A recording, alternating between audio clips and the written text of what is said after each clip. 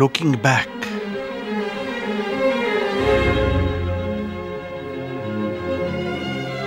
looking forward, looking down,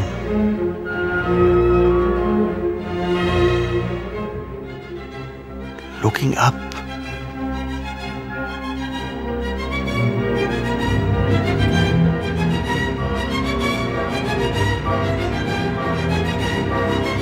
looking around.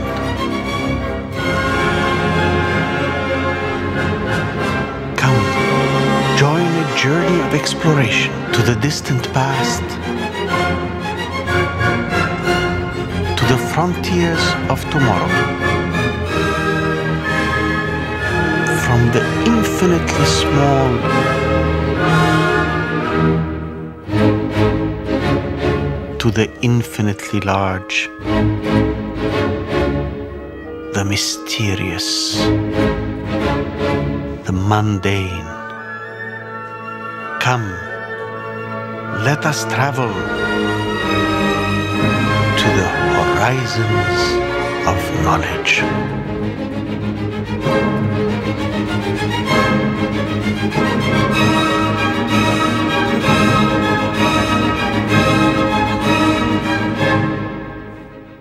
This program has been made possible thanks to a generous grant from the Swiss Agency for Development and Cooperation, the Vodafone Egypt Foundation, the OPEC Fund for International Development, and the Carnegie Corporation of New York. I'm standing in front of the new Library of Alexandria, built on the very spot where 2,300 years ago Alexander the Great came and established the city of Alexandria. And it was here, or a very short distance from here, that a remarkable institution was created, the ancient Library of Alexandria. Part academy, part research center, part library, it brought together the greatest minds in the world and launched an era of rationality, openness, dialogue, and understanding. It brought about an explosion of science that has no match in history. It was truly to be the glory of Alexandria.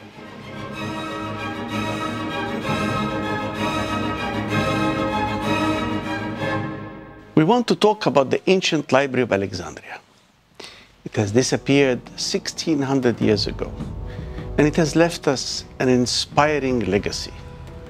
So let us reflect on the spirit of that great institution that has become recognized as the precursor institution of knowledge in the world. And it inspires scientists and scholars everywhere, even though there is hardly anything remaining physically from the ancient library. So great was the contribution of the library, and it was so deeply honored all over the world, we still find it honored today. Let us go to Washington, D.C.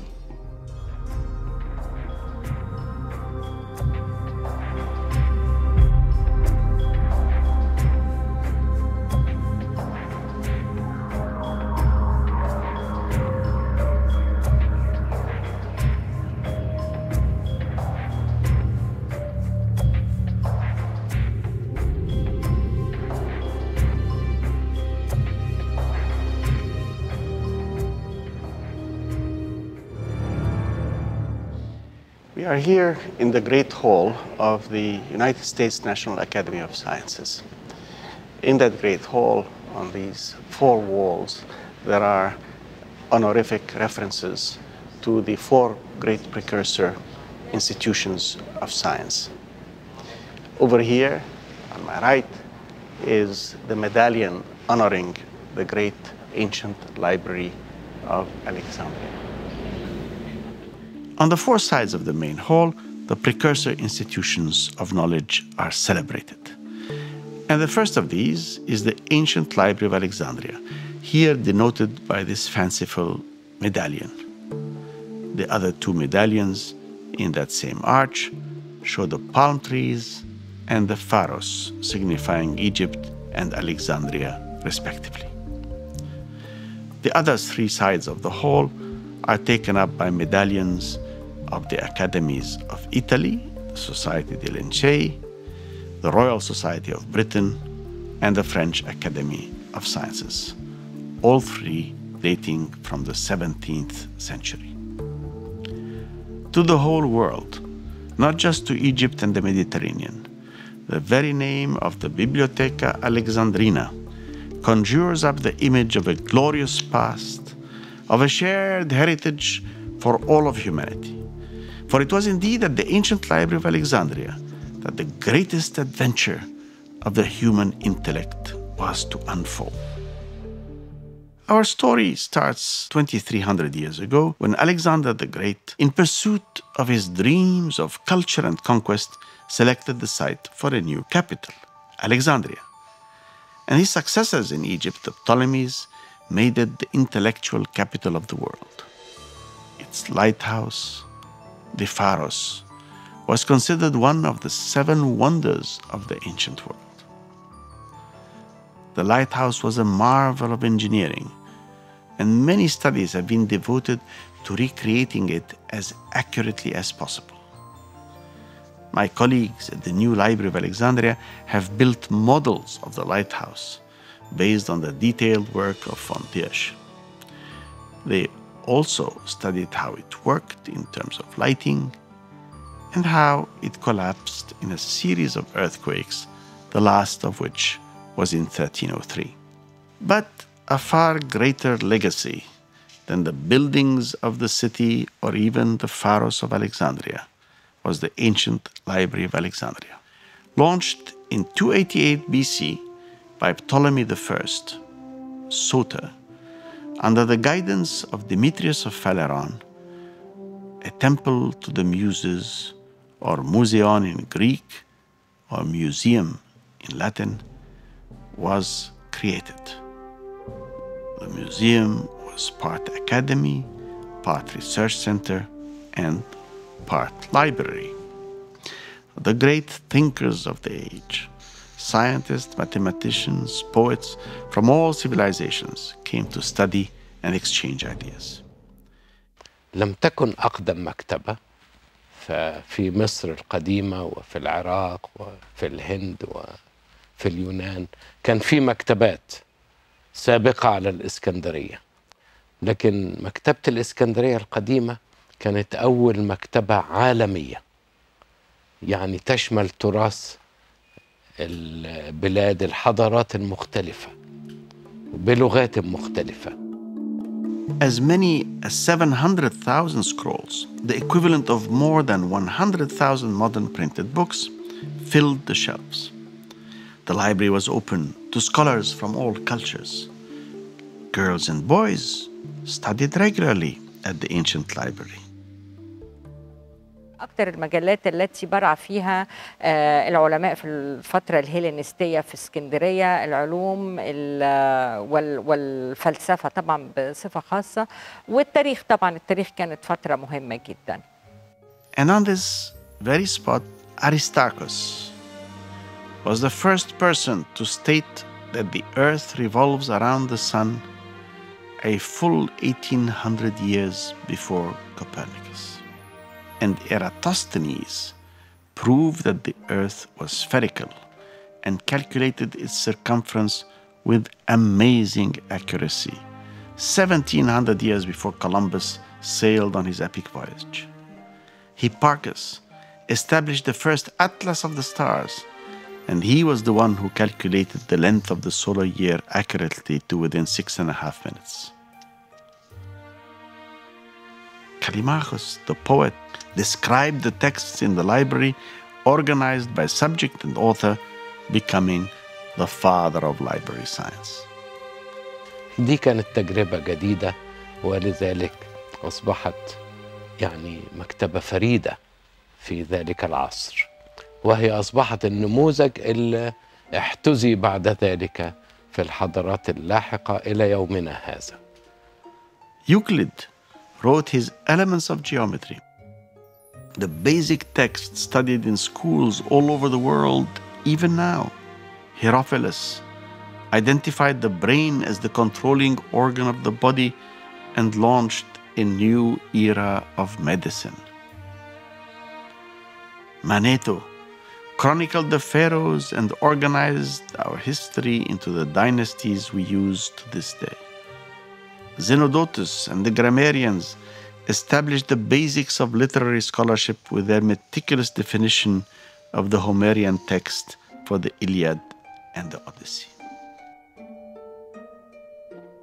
لما جاءت الإسكندرية ومكتبة الإسكندرية في القرن الثالث وقع عليها عبء حفظ هذا التراث، لأن لابد أن نعرف أن الأدب الإغريقي كان قائما على الشفوية، التداول الشفوي، المؤلف يتلو ما يؤلف على الناس في الأسواق والاحتفالات الدينية إلى آخره، ولا يوجد ما نسميه الآن فن تدوين الأدب، ليس موجودا.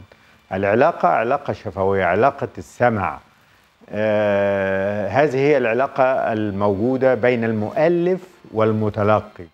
And the honor list goes on and on to end with the tragic figure of Hypatia. But a few words are pertinent on some of these great scholars. Euclid. Surely we have to say a bit more about him. For Euclid, one of the resident scholars of the ancient library, summarized and codified all the known geometrically based mathematics of his day, and he laid the foundation of axiomatic mathematics. The notion that all of mathematics could be logically derived from a few well-defined axioms and by rigorous proof using the laws of logic and a few rules was enormously seductive.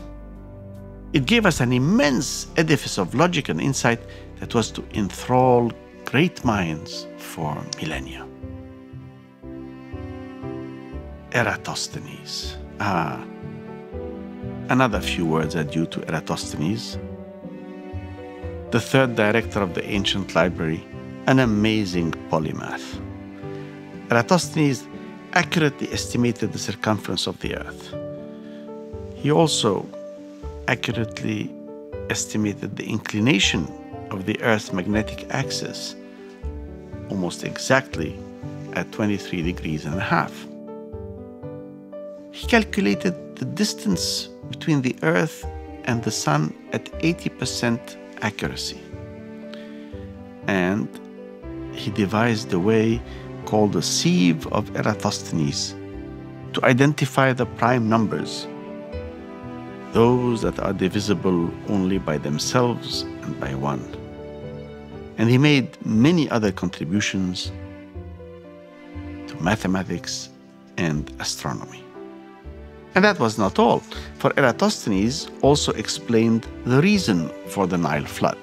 I mean, the Nile flood was known and recorded, of course, for millennia, but Eratosthenes was the one who explained why the water came up during a certain period of the year. And he postulated that these were due to seasonal rains somewhere upstream that then found their way to the Mediterranean passing through Egypt. He organized geography into a science by establishing the relationships between locations. He established human geography, and he is the one who named the tribal groups of Yemen, referring to Hadramaut and others. And yet, in his own day, he was known as a grammarian, meaning a scholar or literary critic of Homer. But great as he was, Eratosthenes was referred to by the scholars of the ancient library as a beta scholar, because he was good at everything, but not the best at anything. But by far the most famous legacy of Eratosthenes was his accurate estimation of the circumference of the earth. Struck by the fact that at noon on the 21st of June, a stick in Aswan has no shadow, or looking down a deep well in this city, you would see no shadow. But at the same time, at the same date in Alexandria, a stake in the ground had a shadow. And from that, Eratosthenes proved that the earth was not flat and actually calculated the circumference of the earth. Because the sun was so far away, he said that the rays of the sun must be assumed to be parallel. And if there was no shadow in Aswan, that means the sun must be vertical to the surface of the earth in Aswan. And if the earth was flat, then the parallel rays striking Alexandria would also be vertical and leave no shadow. But it did leave a shadow. And that meant that the earth was curved. So the next step was to ask, if it is spherical, how big would its circumference be? From the shadow in Alexandria, it was easy to calculate the angle of the sun's ray. It was about 7.12 degrees. And completing the diagram of the earth, it was easy to show that the angle between the two sticks in Aswan and Alexandria would be equal to 7.12 degrees. And finally, he reasoned that the ratio of 7.12 degrees to 360 degrees would be the same as the ratio of the distance between the cities of Alexandria and Aswan to the circumference of the earth. And he measured that distance and calculated the circumference of the earth to be about 40,000 kilometers, which is absolutely accurate with an error of less than 2%. And now, every year, on the 21st of June, we repeat that experiment with children in Alexandria and Aswan who connect to each other and other children in other parts of the world. Thus, the scientific method of Eratosthenes, the method of careful observation and elegant reasoning, lives on as an inspiration to successive generations. And the list of great names and great achievements goes on and on. Diophantus and arithmetic, Apollonius of Perga and conic sections, Heron, and even the visiting scholars such as Archimedes. Archimedes, who visited Egypt for about 2.5 years, while present in Egypt, invented the Archimedean screw to help lift the water of the Nile for irrigation. The tambour, as we call it in Egypt, is still in use today. These amazing scientists and many others were all members of that amazing community of scholars, which mapped the heavens, organized the calendar, established the foundations of science, and pushed the boundaries of our knowledge. They opened up the cultures of the world, established a true dialogue of civilizations. Indeed, it was at the ancient Library of Alexandria that 72 specialists first translated the Old Testament from Hebrew into Greek, the famous Septuagint. For over 6 centuries, the ancient Library of Alexandria epitomized the zenith of learning, as later scholars such as Claudius Ptolemy and Dioscorides built on that explosion of knowledge and added their contributions. To this day, the ancient library symbolizes the noblest aspirations of the human mind, global ecumenism, and the greatest achievements of the intellect. Now, the library completely disappeared over 1600 years ago, but it continues to inspire scientists and scholars everywhere.